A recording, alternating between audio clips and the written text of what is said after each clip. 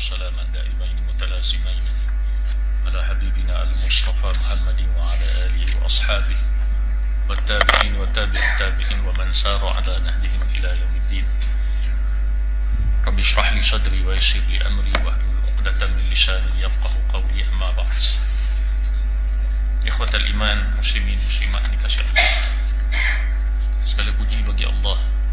Syukur kepada Allah Subhanahu wa taala.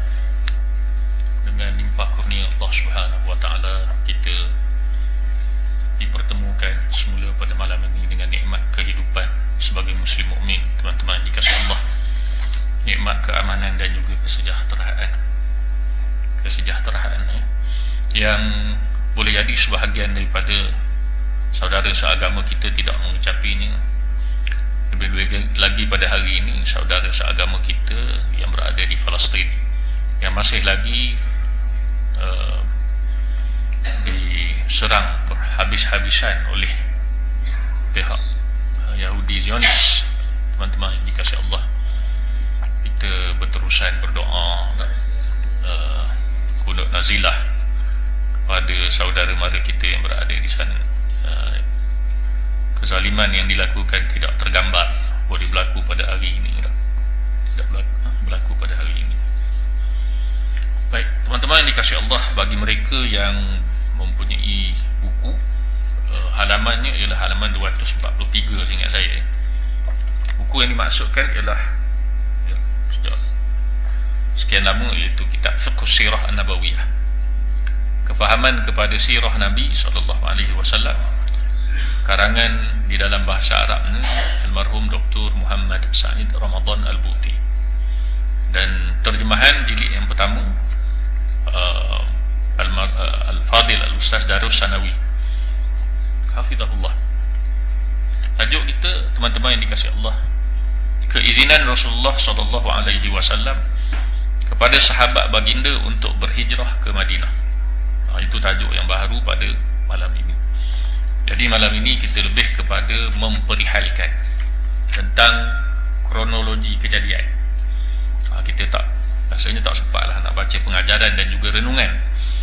Dan insyaAllah saya juga akan cuba masuk dalam satu lagi kitab yang biasa kita berpindah kepadanya, yang saya bacakan pada sahabat-sahabat, iaitu kitab karangan Syekh Mubarak Furi yang bertajuk Ar-Rahiqul Makhtum. Kita tengok beberapa kisah-kisah yang berkaitan dengan tajuk kita pada malam ini. Pertamanya, teman-teman yang dikasihi Allah, kata pengarang almarhum Dr. Muhammad Sa'id Ramadan Al-Buti, Ibnu Sa'ad di dalam kitabnya At-Tabaqat Al-Kubra. Ibnu Sa'ad salah seorang daripada, kalau kita tengok balik muqaddimah di bahagian yang pertama kitab ini, ada disebut oleh pengarang tentang sumber-sumber sirah Nabi SAW. Salah satu daripada sumber sirah Nabi disebut kitab-kitab sirah, antaranya Tabaqat Al-Kubra Ibnu Sa'ad. Begitu juga kitab Ibnu Ishaq, Sirah Ibnu Ishaq, dan juga Sirah Ibnu Hisham. Sirah Ibnu Hisham ini kitab-kitab sirah yang klasik. Begitu juga kitab-kitab lain, Zadul Ma'ad, kasihlah saya lebih kurang lah. Jadi banyak kitab-kitab yang terasnya adalah sirah nabawiyah, dikarang oleh para ahli ulama sejak dahulu.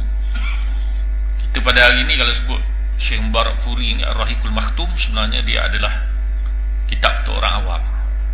Untuk kita ni kira okeylah, sesuai. Dan pelajar-pelajar universiti pun baca juga kitab Ar-Rahiqul Makhtum. Fiqh Sirah pun begitu juga, dalam peringkat diploma dan juga degree, sebahagian universiti menggunakan kitab yang kita baca ini. Cuma teman-teman mengambil masa lebih daripada 14 minggu untuk mengkhatamkan kitab ni. Saya rasa dekat 10 tahun dah saya baca, tak habis-habis. Tak ada kena-mengena dengan anak murid. Guru dia perlahan sangat. Ibnu Sa'ad dalam kitabnya At-Tabaqat Al-Kubra. Tabaqat ni maknanya tingkatan-tingkatan. Al-Kubra yang utama, itu maksud At-Tabaqat Al-Kubra. Menceritakan riwayat, kata pengarang, yang telah satu riwayat yang dibawa ataupun disampaikan oleh Ummul Mukminin, ibu kita isteri Rasulullah sallallahu alaihi wasallam, iaitu Aisyah radhiyallahu taala anha, Aisyah bintu Abu Bakrin. Ya. Kata Aisyah radhiyallahu taala anha bercerita tentang tala'i al-hijrah ataupun permulaan peristiwa hijrah. Itu sebenarnya maklum bahawa hijrah ini didasari oleh dua perjanjian. Satu al-bai'ah al-aqabah al-ula, satu lagi al-bai'ah al-aqabah al-thaniyah, pada tahun 12 dan 13 kenabian. 12 dan juga 13 kenabian. Perjumpaan dalam 5 ataupun 6 orang penduduk Yathrib bersama Rasulullah sallallahu alaihi wasallam itu berlaku mula-mula sekali pada tahun 11 kenabian, pada satu malam kan. Kemudian mereka datang lagi 12 orang pada tahun seterusnya, kemudian dalam 70 orang lebih bersama dengan beberapa orang perempuan muslimat daripada Yathrib pada tahun ke-13 kenabian. Jadi setelah berlaku bai'ah perjanjian, kalau kita pada hari ini organisasi teman-teman yang dikasihi Allah, mungkin kita boleh kiaskan kepada apa, walaupun tak sama tahapnya. MOU dengan MOA lah kot. MOU, Memorandum of Understanding, lagi satu Memorandum of Agreement lah. Lebih kurang lah.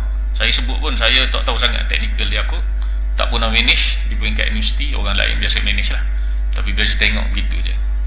Untuk kerjasama di antara dua belah pihak, tak, apa yang pihak A boleh gain daripada pihak B, apa yang pihak B boleh gain daripada pihak A. Itu MOA ataupun MOU, kan. Cuma saya pernah hadiri satu majlis lah, majlis peringkat pengurusan universiti. Setelah dipanggil rektor, sekarang ni kami panggil next chancellor bila jadi universiti penuh ni. Dulu kolej universiti rektor lah, rektor lama lah. Urusan lama dia tanya, ada berapa banyak MOU peringkat universiti. Jadi pihak yang jabatan yang menguruskan MOU tu dia beritahu lah, oh kita ada sekian MOU gini, fakulti ni ada MOU gini. Lepas tu pengurusan tanyalah, dah MOU banyak-banyak ni ada tindakan susulan tak? Selepas daripada MOU dibuat tu ada tindakan susulan tak? Konten MOU tu dilaksanakan atau tidak? Jadi jawapan yang tu payah lah. Kita teringat pula ayat Al-Quran, teman-teman yang dikasihi Allah, lima taquluna ma la taf'alun. Kenapa kamu cakap benda yang kamu tak buat? Kan? Tapi tak disebutlah ayat tu ketika isu tu, pembentangan tu. Tapi nak disebutnya, teman-teman yang dikasihi Allah, setiap perjanjian ada intipatinya dan ada sudut praktisnya. Dan inilah contoh yang ditunjukkan oleh Rasulullah dan juga Muhajirin dan Ansar.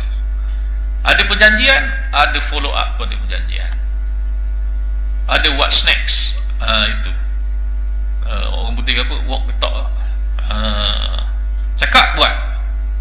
Jadi bila siap saja perjanjian, ada saja perjanjian, apa seterusnya? Hijrah. Al-hijratu lughatan al-intiqadu min makanin ila makan. Hijrah dari segi bahasa ialah berpindah daripada satu tempat ke satu tempat. Dalam banyak kitab-kitab bila syarah hadis, sebagai hadis Nabi yang menyebut perkataan hijrah, ulama akan sebut begitu. Tapi dalam konteks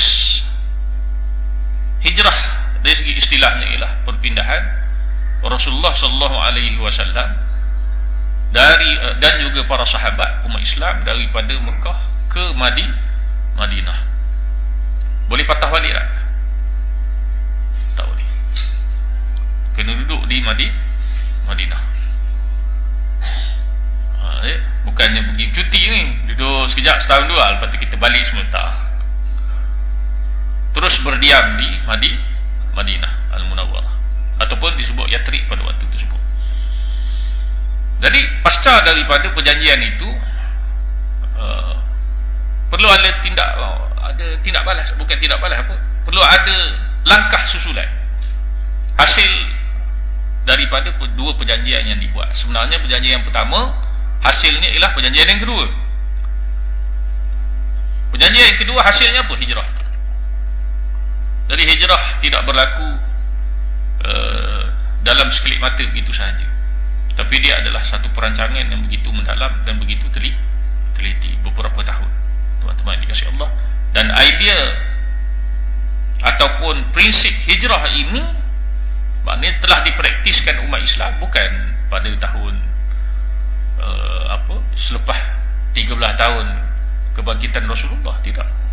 Seawal tahun keempat, kelima, kita dah baca kitab ni kan, kena buka balik teman-teman yang dikasihi Allah. Seawal tahun keempat kenabian, kelima kenabian, seingat saya telah berlaku peristiwa hijrah, iaitu hijrah beberapa sahabat Rasulullah SAW daripada as-sabiqun al-awwalun, golongan yang awal masuk Islam, dalam berapa puluh orang berhijrah ke Habasyah, sebuah negara yang diperintah oleh ataupun dasarnya adalah Nasrani. Nasrani. Itu dia teman-teman dikasihi Allah. Kata Aisyah radhiyallahu taala anha, setelah bilangan pengikut-pengikut Rasulullah sallallahu alaihi wasallam meningkat 70 orang, seramai 70 orang, baginda terasa tenang. Ialah lebih baiklah daripada sebelumnya, ya, teman-teman yang dikasihi Allah. Dan lega hati baginda sallallahu alaihi wasallam. Maknanya jumlah tu ramai. Bayangkan teman-teman yang dikasihi Allah, 70 orang yang dijadikan Tuhan sebagai benteng kepadanya. 70 orang inilah yang mempertahankan Rasulullah, mempertahankan agama ini. 70 orang. Mereka ini adalah satu kaum yang berkeahlian di dalam peperangan, persenjataan dan pertolongan. Ini memberikan an-nusrah, bantuan. Maknanya sahabat-sahabat Nabi ini walaupun 70 orang, masing-masing mempunyai latar belakang yang begitu hebat. Dari sudut sebahagiannya berpengalaman dalam pertempuran, peperangan. Umar bin Al-Khattab sebagai contoh.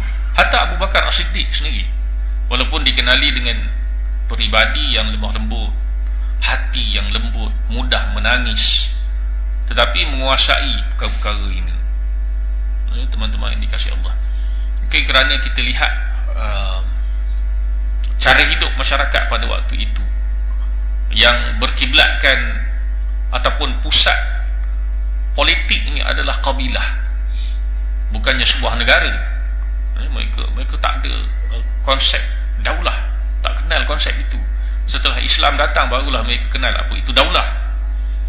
Jadi soal kepimpinan yang paling tinggi bagi bangsa Arab adalah kabilahnya. Kalau kabilah itu ada 40 orang, 40 orang itulah negaranya, warga negaranya. Siapa rajanya? Ketua kabilah itulah yang diberikan ketaatan.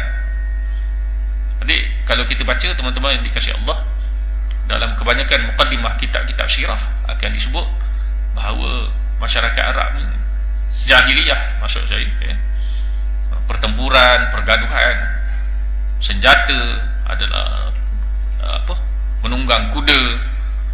Pertempuran di padang pasir adalah bukanlah makanan harian, tetapi suatu benda yang mereka biasa dengannya, ya. Permusafiran di padang pasir sebagai contoh, ini memang kepakaran mereka lah. Ada melihat bintang, mengenal kawasan-kawasan. Supaya macam kita tengok apa, kalau di Sabah ke Sarawak tu dipanggil bajau laut tu, teman-teman dikasihi Allah. Kalau tanya bajau laut tak kerti berenang, kena buanglah perkataan laut tu. Atau budak-budak campak je dalam laut tu, berenang macam apa, Aquaman je. Sebab apa? Memang dia dah adapt. Itulah kawasan mereka. Silap-silap kalau pergi ke dataran tak boleh hidup mereka tak? Ke daratan dan dataran juga tak boleh hidup mereka, nak kena jumpa air laut juga. Kawan-kawan saya ada juga pantang jumpa air, tak semesti air laut. Pantang jumpa air, dibuka bonet kereta, keluarlah tu satu kali pantang juga. Tapi saya minta maaf lah ya sahabat-sahabat, sampai hari ni saya tak faham kenikmatan di sebalik mancing. Minta maaf. Kawan baik saya ramai, Ustaz Izzat ada ceramah sini tak? Ustaz Azam, itu kaki pancing tu. Habislah Ustaz Saifullah beritahu dalam kuliah, bocor rahsia dia. Baik. Saya pernahlah gurau anak tak faham, saya kata apa nikmat. Dia kata yang tak kena beli pancing dulu, saya bila ikan tu melawan tu bergegar tu, itu nikmat tu, dia kata. Saya pun kalau ada kaki pancing sini minta maaf lah, sahabat-sahabat kasih Allah. Baik. Super macam kita yang suka naik motor, cakap kaki pancing tu balas balik. Entah naik motor, mana sedap naik motor. Sedap naik motor, kena angin tu, throttle lah tu, dia tak faham dia orang tu. Tak ada kena-kena dengan fikus sirah ni, sahabat-sahabat ni, saya minta maaf lah, gitu. Nak bagi tahu teman-teman yang dikasihi Allah, para sahabat ridwanullah alaihim mempunyai mereka yang maknanya adapt dengan persekitaran mereka, kepakaran mereka, keilmuan mereka. Umar bin Al-Khattab, Sayyidina Ali lagi lah pula. Sayyidina Ali, maksud saya gini, Sayyidina Ali dibesarkan di bawah pentarbiyahan Rasulullah, sampai Z Islam. Jadi cara berfikir itu, cara Sayyidina Ali berfikir adalah cara bagaimana Rasulullah mengajar dia berfikir. Ada orang kata carbon copy lah. Orang lain tu cara berfikirnya didahului dengan pengalaman dan cara hidup. Sayyidina Ali membesar di dalam fi kanafi Rasulillah, sebagai sebut gitu, membesar di bawah naungan Rasulullah sallallahu alaihi wasallam, Sayyidina Ali radhiyallahu taala anhu. Jadi kalau ada riwayat kita baca, ada orang perli Sayyidina Ali, orang tu mereng lah kalau tak kan, perli-perli Sayyidina Ali, kenapa semasa engkau menjadi khalifah masyarakat huru-hara? Tengok Sayyidina Abu Bakar, tengok Sayyidina Umar kan. Sayyidina Ali jawab mudah je, masa aku jadi khalifah sebab masa dia orang tu hebat sebab apa? Rakyatnya orang macam aku. Tapi bila aku jadi khalifah, rakyat orang macam kau tu. Kan? Jadi hebat Sayyidina Ali, teman-teman. Mereka ada kepakaran mereka.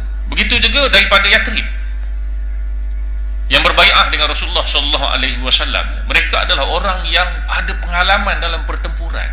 Kita kena tengok balik, teman-teman yang dikasihi Allah, bab yang berkaitan dengan ataupun tajuk sebelum ini yang berkaitan dengan Bai'atul Aqabah. Apabila mereka berbai'ah tu, mereka dah tanya kepada Rasulullah, kalau kau nak kami berperang, bila-bila masa sahaja wahai Rasulullah. Jadi Rasulullah kata nanti dulu aku bai'ahin. Lebih kurang begitulah Rasulullah kata. Bukan itu, belum lagi. Kita kena tengok balik, buka balik ya, teman-teman dikasihi Allah. Tapi begitulah, mereka mempunyai kepakaran itu. Sebab tu Aisyah sebut begini, di samping tekanan dan penyiksaan semakin menjadi-jadi. Jadi kelayakan ataupun Aisyah nak beritahu kita bahawa umat Islam yang 70 orang itu maknanya well equipped dari sudut apa? Dari sudut ilmu, dari sudut kemampuan bertempur. Itu satu perkara. Dan satu lagi, ada faktor lain pula pada waktu itu, penyiksaan terhadap golongan mustadafin di kalangan orang yang beriman. Mustadafin, mereka yang mungkin dalam ilmu sosial disebut hierarki yang rendah dalam masyarakat Quraisy, golongan-golongan pekerja-pekerja, hamba-hamba. Teman-teman yang dikasihi Allah, kita sekali lagi perlu buka awal bab yang berkaitan dengan mana-mana kitab sirah yang moden. Biasanya akan memperihalkan tentang lapisan masyarakat ataupun cara hidup masyarakat pada waktu itu.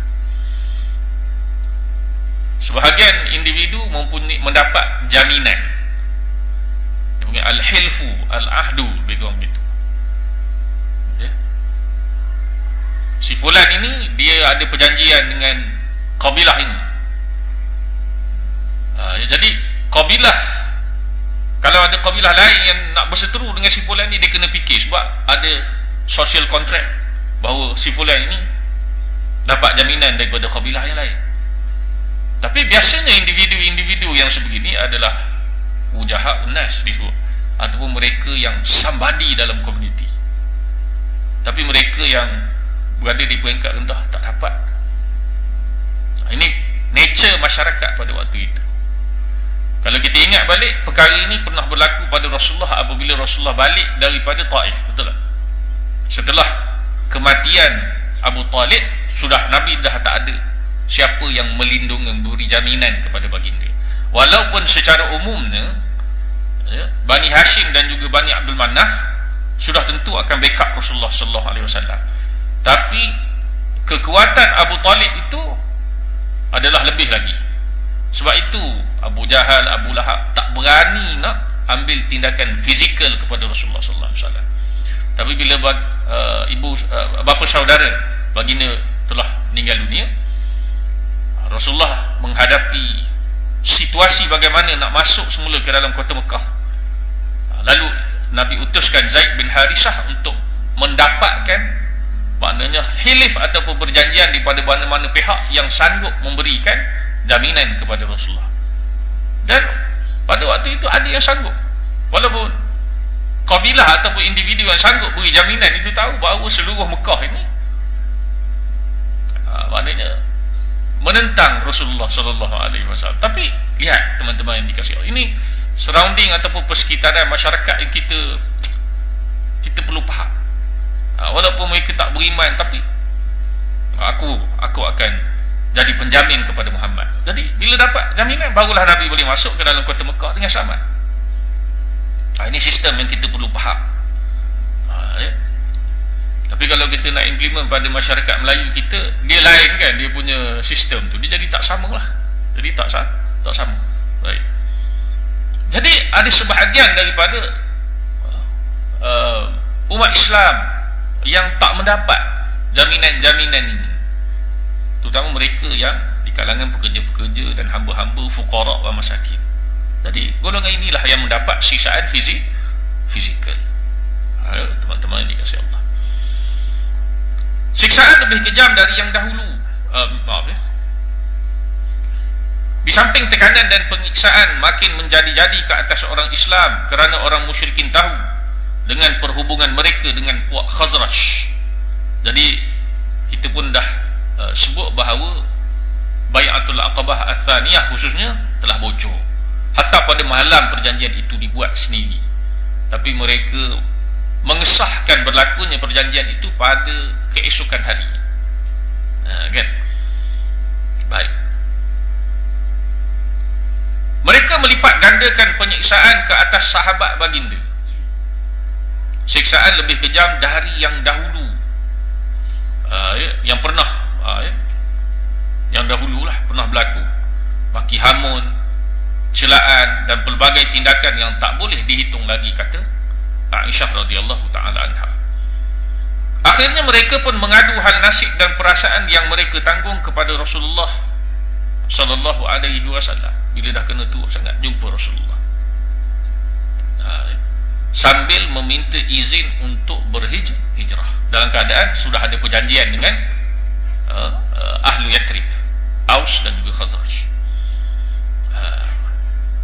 Lalu Rasulullah sallallahu alaihi wasallam menjawab, kata Aisyah, sesungguhnya aku telah pun diberitahu akan tempat perpindahan, yakni hijrah kamu, iaitu Yatrib, nama asal bagi Al-Madinah Al-Munawwarah.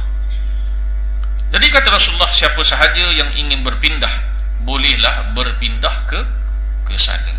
Jadi umat Islam nak buat apa-apa perlu dapat persetujuan daripada Rasulullah sallallahu alaihi wasallam.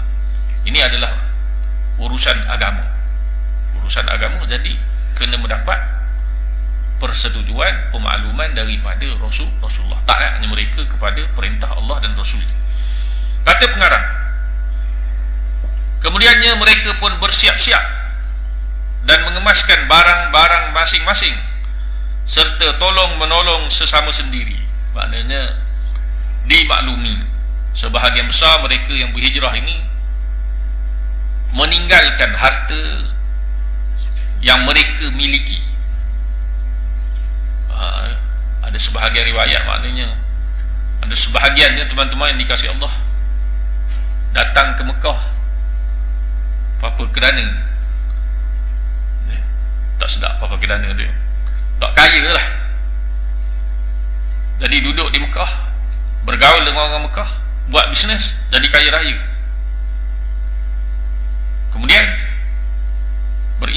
kepada Allah dan Rasulnya, nak berhijrah ke Madinah, apa yang perlu dibuat? Kekayaan itu perlu ditinggalkan. Itu pengorbanan muhajirin, teman-teman yang dikasihi Allah. Hebat teman-teman dikasihi Allah. Nak bagi clear, kita praktiskan dengan kehidupan kita di sini. Datang dari kampung, dapat kerja kat sini, beli rumah kat PCH dan renovate rumah. Lepas tu timbul kesedaran, kan, untuk balik ke kampung buat kerja dakwah. Tak ada orang jadi imam kat seluruh kampung. Jadi orang kerja suruh kita balik, kami perlu bantuan. Kita tidaklah sampai tinggal ke rumah lah. Tinggal ke rumah, paling tidak pun jual rumah tu. Betul tak? Jual rumah tu. Lepas tu dapat duit, paling tidak masa kerja beli tanah kat kampung. Orang Kelantan lah biasanya, kan? Rasa gitu. Kawan-kawan kita pada Kelantan lah, biasa. Ada tanah, buat rumah sana, habis kerja sini balik. Jarang lah kita jumpa orang Kelantan. Kan ada, mesti ada orang Kelantan sini tak? Kan? Tak semualah. Jadi kita tak tinggal begitu saja. Para sahabat tak boleh bawa. Lagi dalam keadaan genting macam tu, mana nak jual rumah kan? Nyawa mereka pun dalam keadaan berbahaya. Jadi mereka perlu tinggalkan harta kekayaan mereka. Sahabat-sahabat dikasihi Allah, tak bawa. Bukanlah tak bawa langsung, bawa lah juga, tapi sekadarnya. Tapi tak boleh lah bawa 2-3 beg tu, lepas tu tong emas semua tak ada lah. Jadi harta-harta ini ditinggalkan. Itu adalah sejarah. Kita sebut begitu kenapa? Situasi inilah, peninggalan harta di kalangan muhajirin inilah yang menjadi faktor kepada pertempuran Al-Badar Al-Kubra. Jadi kita perlu ingat fakta ni, bahawa para sahabat berhijrah meninggalkan harta-harta mereka, rumah-rumah mereka. Bila ditinggalkan dan musyrikin Quraisy tahu mereka berhijrah, ramai ni, tak sekata orang berhijrah. Katalah berpasang-pasangan, lebih kurang dalam 30 orang lah kot. Katalah kita 100 bagi 2, 50 tak, suami isteri. 50 ni mesti ada rumah kan. Jadi 50 buah rumah dengan isinya sekali. Apa yang musyrikin Quraisy buat? Declare rumah-rumah ni adalah hak milik mereka. Harta semua mereka ambil mereka. Ini macam 3 Abdul juga. Kerana marah, harta ayah anda menjadi milik anak anda. Ayah anda marah. Macam tu kan. Kurang-kurangnya 3 Abdul tu ada perjanjian. Kontrak yang entah apa-apa lah kan. Gitu. Mereka sita rumah itu, dah ambil harta. Bayangkan teman-teman yang dikasihi Allah, sahabat-sahabat yang contoh yang saya bawa tadi kan, tinggal rumah kat PCH, tak jual. Kenapa? Nak balik juga kan, sekali-sekala kat PCH nak jumpa kawan-kawan lama. Kali tengok ada pihak buat keputusan, dia dah balik kampung dia, rumahnya adalah rumah kita. Kita masuk, Allah ambil sofa, ambil TV berapa inci tu, aircon pun cabut. Agak-agak tuan rumah apa? Report polis lah. Tapi sebelum report polis tu, zikir banyak tu. Aku kalau dapat ni itulah zikir orang yang normal. Itu teman-teman yang dikasihi Allah. Ini hak yang Islam bagi, pemilikan. Mana-mana orang tak boleh berlaku i'tidak ataupun melampaui batas pemilikan orang lain.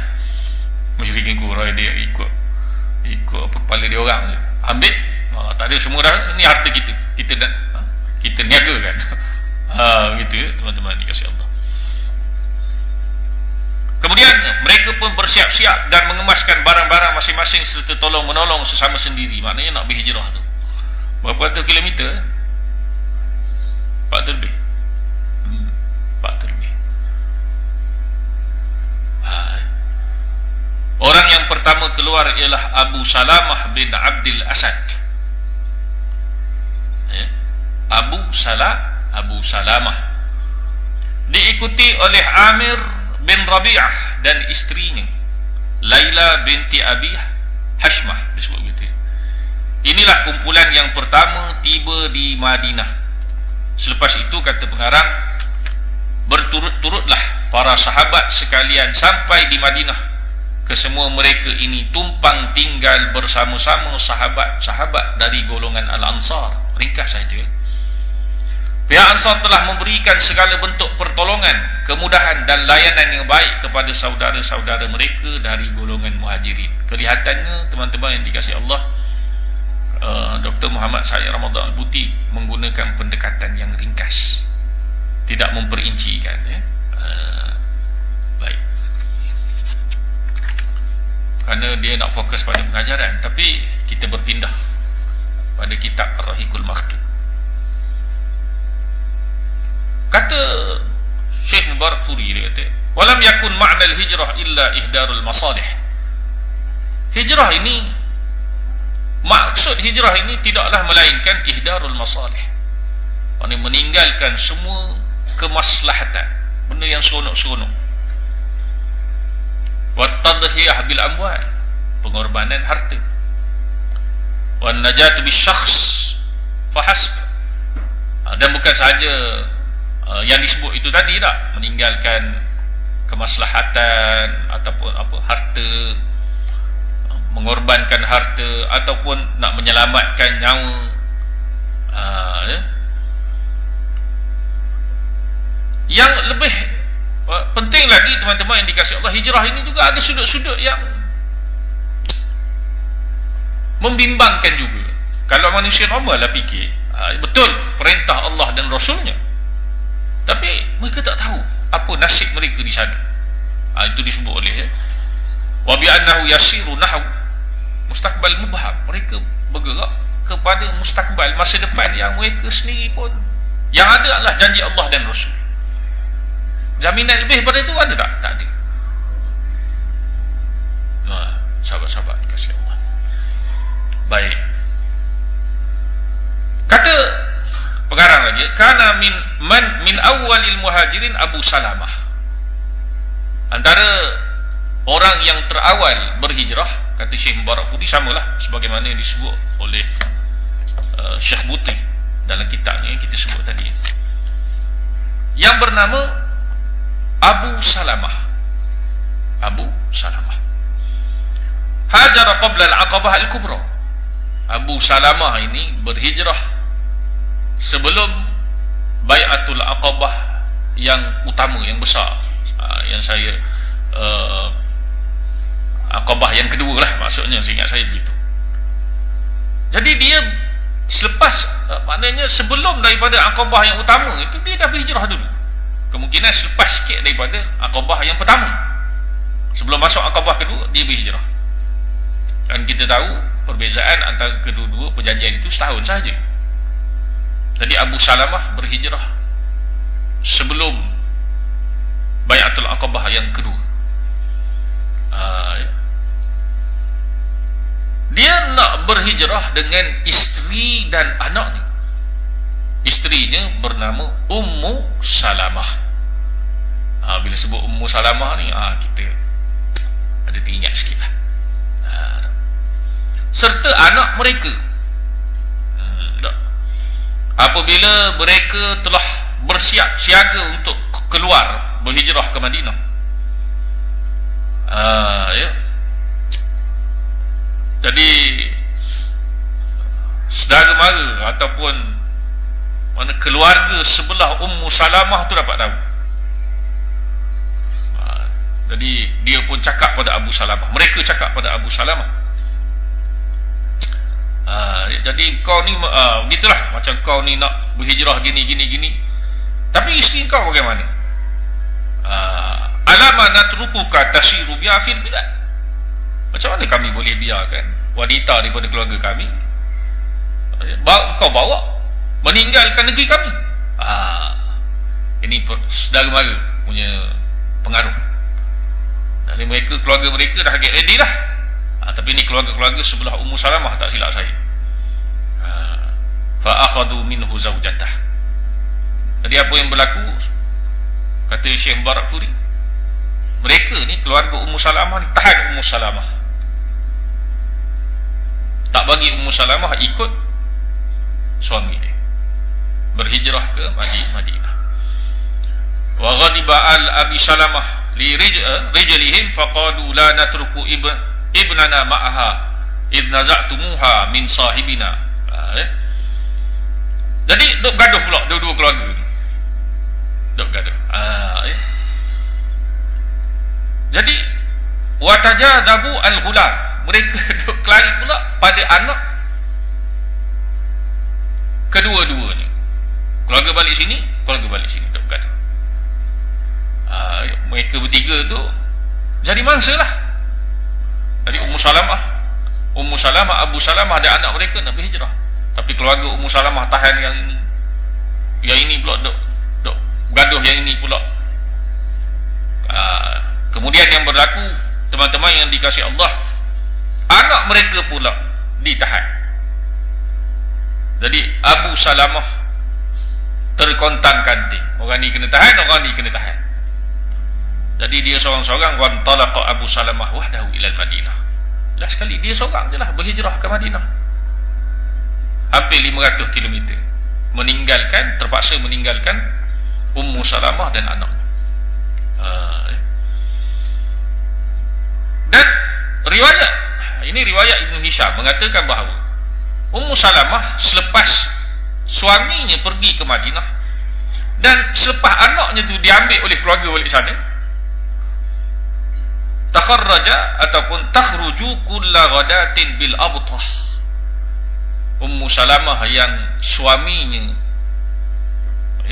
berhijrah ke Madinah, dia ditahan oleh keluarganya, anaknya diambil oleh keluarga satu lagi. Setiap petang lebih kurang begitu, ataupun tengah hari lebih kurang begitu,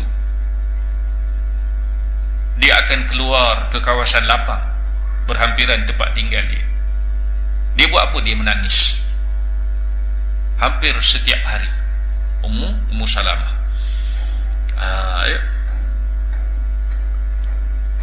Jadi takhruju kulla ghadatin bil abtah tabki hatta tumsi, daripada pagi maknanya gitu sampailah masuk waktu petang. Wa madha dalika nahwa sanatin. Keadaan Ummu Salamah begitu lebih kurang setahun. Setahun duduk keluar daripada rumah, duduk dekat padang pasir itu menangis. Menangis. Baik. Faraqqalaha ahadu zawiha wa qala ala takhrujuna hadhihi almiskinah ala tukhrijun. Jadi bila tengok macam tu, adalah di kalangan saudara maranya yang menahan Ummu Salamah ni rasa sedih. Kesian sungguhlah perempuan ni. Bunyi gitu kan. Kesian perempuan ni. Lepas tu mereka cakap yang sedih itu, beritahu pada yang lain. Apa salahnya kalau kamu lepaskan dia? Kamu lepaskan dia. Faraqtum bainaha wa baina zawjiha wa waladiha. Kamu buat macam ni, kamu memisahkan di antara dia dan juga suaminya dan juga anaknya. Ada 3 pihak yang terpisah. Allahu akbar. Wa qala ala tukhrijuna hadhihi miskinah bikum gitu. Faqalu lahu jadi bila dah cakap macam tu, masing-masing tu jadi lemah, hati jadi lembut lah. Tengok Ummu Salamah sebegitu, faqalu laha, jadi mereka berkatalah pada Ummu Salamah, ilhaqi bi zawjika in syi'ti. Pergilah, kau nak sangat duduk cari suami kau, pergilah. Ini cerita susahnya berhijrah itu, teman-teman yang dikasihi Allah. Setahun merana terpisah dengan suami dan anak. Apalah yang mampu dibuat oleh seorang wanita kecuali menangis dalam keadaan itu, ya teman-teman yang dikasihi Allah.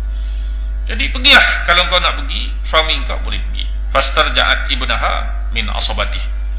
Jadi dia pun minta lah balik anak dia daripada keluarga yang lagi satu, keluarga suami lah saya rasa.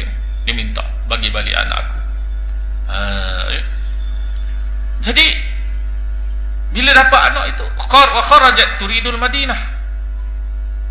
Jadi dia nekat dapat anak, dapat lesen, boleh keluar. Dia tekad menuju Madinah. Jadi kalau setahun dia begitu, maknanya ini boleh jadi selepas daripada Bai'atul Aqabah yang kedua. Dan selepas Rasulullah bagi keizinan untuk berhijrah, lebih kurang macam itulah. Perjalanan yang kata Dr. Syekh Mubarakfuri, rihlatun tablughu 500 kilometer, lebih kurang 500 kilometer, kata Syekh Mubarakfuri. Walaysa ma'aha ahadun min khalqillah, tak ada seorang pun daripada makhluk Allah yang bersama dengan Ummu Salamah. Orang perempuan bawa anak pergi daripada Mekah ke Madinah, berhijrah kerana Allah dan Rasulnya, nak bertemu dengan suaminya, tak ada orang teman, padang pasir, R&R tak ada ni. Kita hari ni kalau ada anak, ada isteri dengan anak keluar dekat R&R jalan highway, kita takut. Ini di padang pasir. Ini Ummu Salamah. Jadi hatta idza kanat bitan'im, sehinggalah Tan'im rasanya saya lama dah tak ke Mekah dan Madinah ni.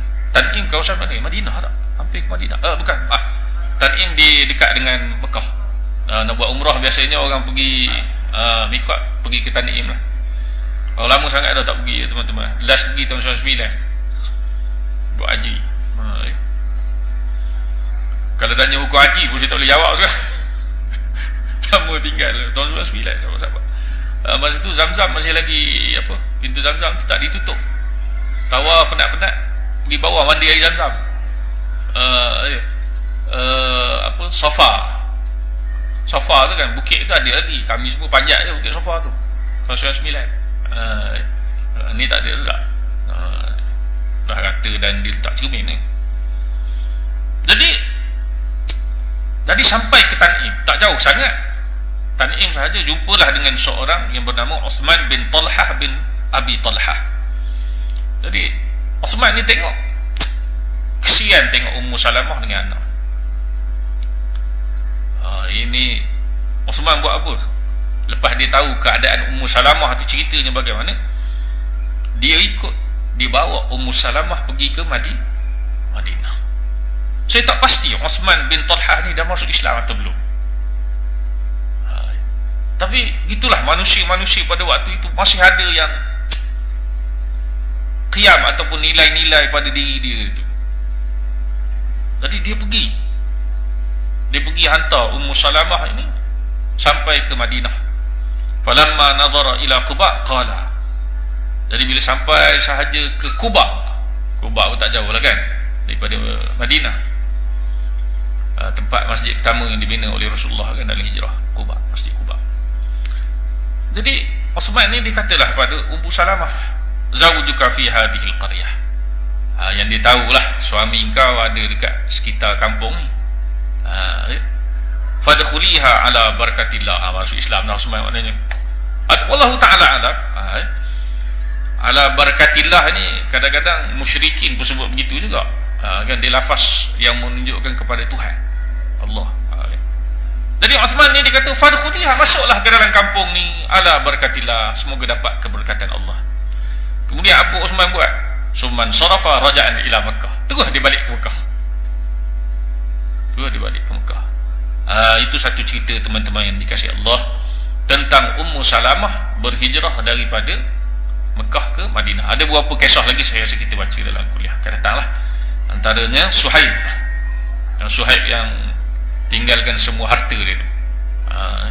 Dan juga satu lagi kisah yang terkenal, iaitu hijrah Umar bin Al-Khattab. Wallahu ta'ala a'lam bissawab.